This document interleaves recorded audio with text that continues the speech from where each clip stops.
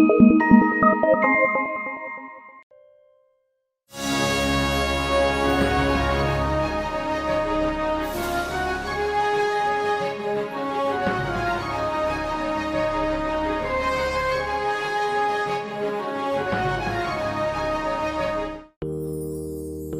ஆந்தை ஒன்று ஒரு மரத்தில் வாழ்ந்து வந்தது. அதே மரத்தடியில்தான் யானை ஒன்றும் தினமும் உறங்கி வந்தது. நாட்கள் செல்ல செல்ல ஆந்தையும் யானையும் நல்ல நண்பர்களாகின.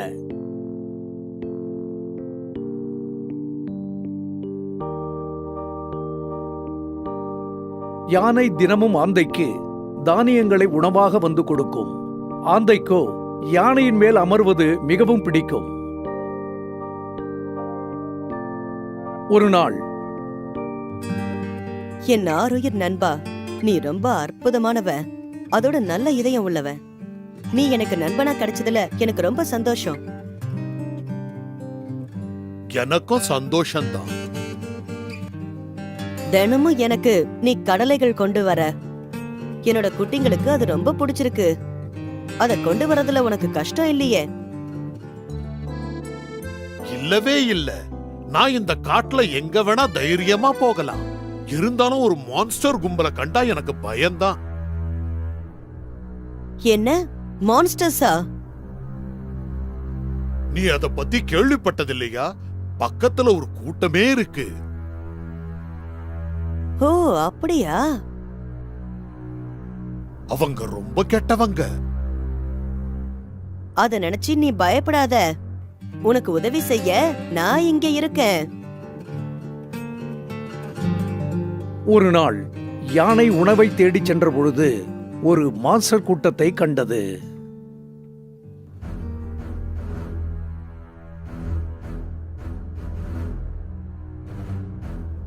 யானையை பார்த்த மான்ஸ்டர் ராஜா கத்தினான்.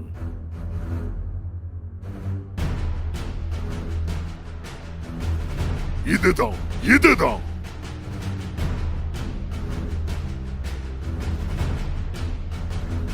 அது யாரு? என்ன விஷயம்? நேத்து ராத்திரி நான் ஒரு யானைய சாப்பிடுற மாதிரி கனவு கண்டேன். இந்த யானைய பார்க்கறதுக்கு அதே மாதிரி இருக்கு. அத பிடிங்க. அத பிடிச்சு நான் சாப்பிட்டா என்னுடைய கனவு நனவாகிடும். ஓ, அப்படியா? சீக்கிரம் பிடிங்க.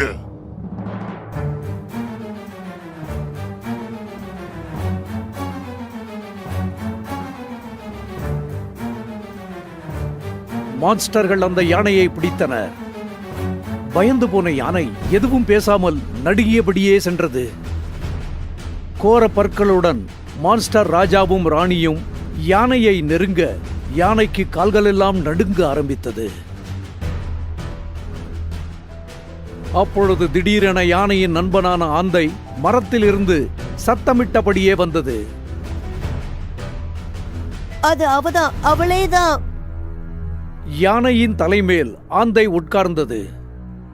ஆந்தையை கண்டு அதிர்ச்சி அடைந்த ராஜா, யார் நீ? இப்ப நீ என்ன சொல்லிக்கிட்டு இருக்க? அந்த ராணி. நேத்து ராத்திரி அவங்கள கல்யாணம் செஞ்சுக்கிற மாதிரி நான் கனவு கண்டேன். எங்களுக்கு கல்யாணம் பண்ணி வைங்க, அப்பதான் அந்த கனவு நனவாகும். யார் நீ? இப்படி அறிவில்லாம பேசிட்டு இருக்க? என்ன தைரியம் இருந்தா இப்படி பேசுவ? உன்னெல்லாம் என்னால கல்யாணம் பண்ணிக்க முடியுமா? நீ இதுக்கு ஒத்துக்கலனா நான் உன்னோட கண்ணை கொத்தி சாப்பிட்டுடுவேன். என்ன அளவில்லாம பேசிக்கிட்டு இருக்க?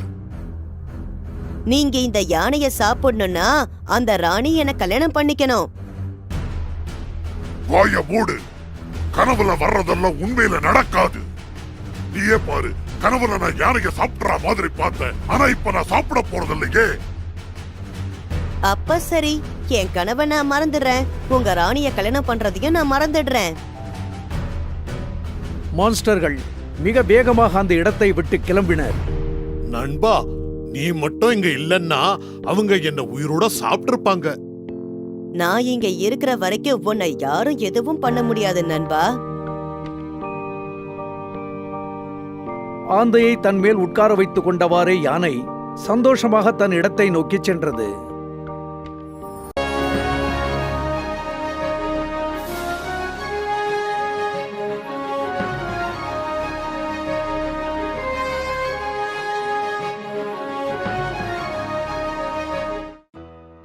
ஒரு கிராமத்தில் மீனவன் ஒருவன் வாழ்ந்து வந்தான்.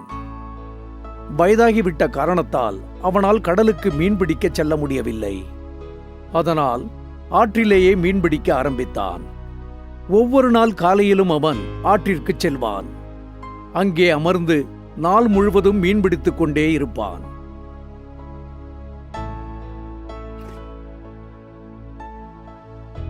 மாலையில் தான் பிடித்த மீன்களை விற்பனைக்கு கொண்டு செல்வான். கிடைத்த பணத்தில் தனக்காக உணவு வாங்கிக் கொண்டு வீட்டிற்கு செல்வான். வயதான அவனுக்கு இந்த வாழ்க்கை கடினமாகத்தான் இருந்தது.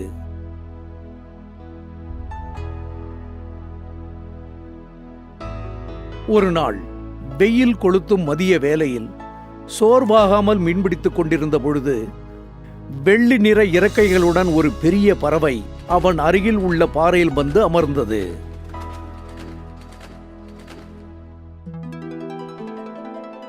அதுதான் சொர்க்கலோகத்திலிருந்து வந்த காகா பறவை. ஆஹா, எவ்வளவு பெரிய பறவை! யார் நீ? என் பேரு காகா. நான் சொர்க்கத்துல இருந்து வந்திருக்கேன். உங்களை கவனிச்சுக்கிறதுக்கு யாருமே இல்லையா தாத்தா? சொல்லுங்க, யாருமே இல்லையா? இந்த வயசுல நீங்க இவ்ளோ கஷ்டப்பட்டு வேலை பார்க்கணுமா? அப்ப சாப்பாட்டுக்கு என்ன பண்றது? இன்னையில இருந்து தினமும் சாயங்காலம் உங்களுக்கு ஒரு பெரிய மீன் கொண்டு வந்து தரேன். அதை வித்து நீங்க வசதியா இருக்கலாம்.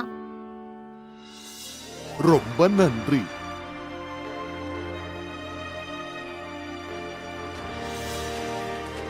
சொன்னது போலவே அந்த பறவை தினமும் ஒரு பெரிய மீனை மீனவன் வீட்டு வாசலில் போட்டு வந்தது.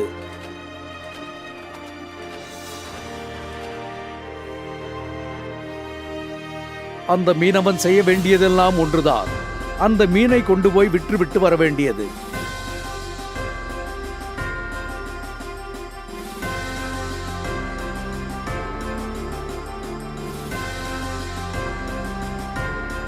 பெரிய மீனுக்கு நல்ல கிராக்கி இருந்தது. அதனால் நிறைய பணமும் கிடைத்தது.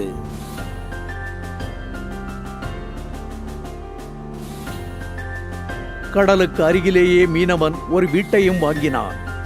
சுற்றி வர பெரிய தோட்டம், மேலும் சமைத்து போடவும் சமையல்காரனை வைத்துக் கொண்டான். ஒரு நாள் அவன் வீட்டில் இருக்கும் பொழுது ராஜாவின் சேவகன் ஒருவன் வெளியில் நின்று ஏதோ கூறுவதை கேட்டான். காகான்ற ஒரு பெரிய பறவைய பத்தி எங்க அரசர் தெரிஞ்சுக்க விரும்புறாரு. யார் அந்த பறவைய பத்தின தகவல்களை கொடுக்கறாங்களோ இல்ல அதை பிடிக்க உதவுறாங்களோ அவங்களுக்கு அரச கஜானால இருக்கிற தங்கத்துல பாதிய பரிசாகவும் பாதி ராஜ்யத்தையும் கொடுக்கறதா இருக்காரு. இந்த பரிசை பற்றி கேட்டதும் மீனவனுக்கும் ஆசை வந்துவிட்டது. பாதி ராஜ்யம் கிடைத்தால் அவனும் ஒரு அரசனாகி விடலாம் இல்லையா? அரசருக்கு எதுக்கு அந்த பறவை வேணும்? அவருக்கு பார்வை மங்கிவிட்டது. அவருடைய கண்களை ககா பறவையின் ரத்தத்தினால் கழுவினால் பார்வை கிடைத்துவிடும் என்று மருத்துவர் கூறினார். அந்த பறவை எங்கிருக்கிறது என்று உனக்கு தெரியுமா? இல்ல, தெரியாது, எனக்கு தெரியாது. ஒரு பக்கம் பணத்தின் மீது ஆசையும் மறுபக்கம் பறவையின் மீது இருந்த பாசத்தாலும் மீனவனால் சரியான பதிலை கூற முடியவில்லை. மீனவனுக்கு இது பற்றி தெரியும் என எண்ணிய சேவகன் அதை மன்னரிடம் கூறினான். மன்னாதி மன்னா, அந்த வயதான கிழவனுக்கு ககா பறவையை பற்றி ஏதோ தெரிந்திருக்கிறது. ஆனால் அதை நம்மிடம் கூறுவதற்கு அவர் தயாராக இல்லை. இப்போதே அவரை இங்கே அழைத்து வா. மன்னவனிட்ட கட்டளையால் மீனவன் அரண்மனைக்கு வந்தான். உங்களுக்கு அந்த பறவையை பற்றி ஏதேனும் தெரிந்திருந்தால் கூறுங்கள். அந்த பறவையை பிடித்துத் தர உதவி செய்தால் உங்களுக்கு நான் பரிசுகள் தருகிறேன். அது மட்டுமல்லாது எனது ராஜ்யத்தின் ஒரு பகுதிக்கு உங்களை மன்னனாக்குகிறேன். நானா? நான் இந்த ராஜ்யத்தின் மன்னனா? மீனவனுக்கும் பேராசை வந்தது. ஆமாம், அந்த பறவை எங்கிருக்கிறது சொல்லுங்கள். அந்த பறவை பெருசு, அதை பிடிக்க உதவி தேவை. உங்களுக்கு யார் வேண்டுமானாலும் அழைத்துச் செல்லுங்கள். மன்னன் தனது வீரனை அவனுடன் அனுப்பினான். அன்று மாலை மீனுடன் அந்த பறவை வந்தபொழுது மீனவன் அந்த பறவையிடம் கொஞ்ச நேரம் இருந்துவிட்டு போகுமாறு கூறினான். பறவையே, நீ கொஞ்ச நேரம் இங்க இரு.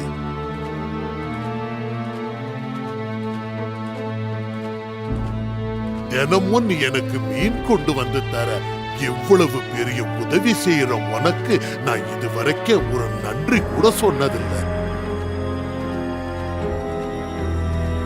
அதனால நான் உனக்கு ஒரு விருந்து கொடுக்க போறேன். தயவு செஞ்சு என் வீட்டுக்குள்ள வா. அதெல்லாம் எனக்கு ஒண்ணும் வேணாம். தயவு செஞ்சு வா. உள்ள வந்து நான் கொடுக்கிற விருந்த சாப்பிடு. மீனவனின் அழைப்பை ஏற்க காகாவிற்கு தயக்கமாக இருந்தது. ஆனால் அவன் மிகவும் கெஞ்சி கேட்டதால் சம்மதித்து கீழே இறங்கி வந்தது.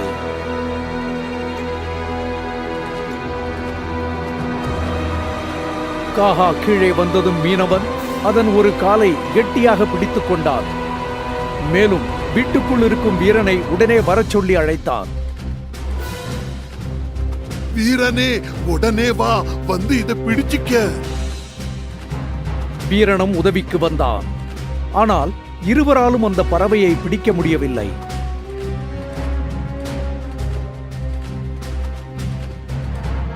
மீனவன் காலை பிடித்துக் கொண்டிருந்த பொழுதே அது அவனுடன் அப்படியே பறந்தது.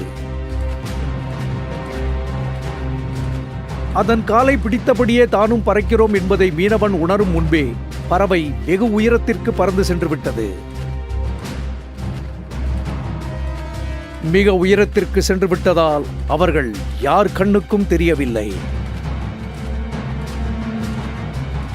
நீ ஒரே நம்பிக்கை துரோகி. உனக்கு நண்பனா இருந்து நான் உதவி செய்யணும்னு நினைச்சேன். ஆனா நீ என்னடானா மன்னனோட பரிசுக்கு ஆசைப்பட்டு என்னையே நீ புடிச்சு கொடுக்கணும்னு பாக்குற. வேண்டாம் வேண்டாம், தயவு செஞ்சு என்ன கீழே போட்டுடாத. என்ன மன்னிச்சிடு. என்ன மறுபடியும் என் வீட்டுல கொண்டு சேர்த்துரு. மனம் இறங்கிய காகா அந்த மீனவனை அவனது வீட்டிற்கு கொண்டு போய் சேர்த்தது. காகா அந்த வீட்டிற்கு வந்தது அதுதான் கடைசி தடவை.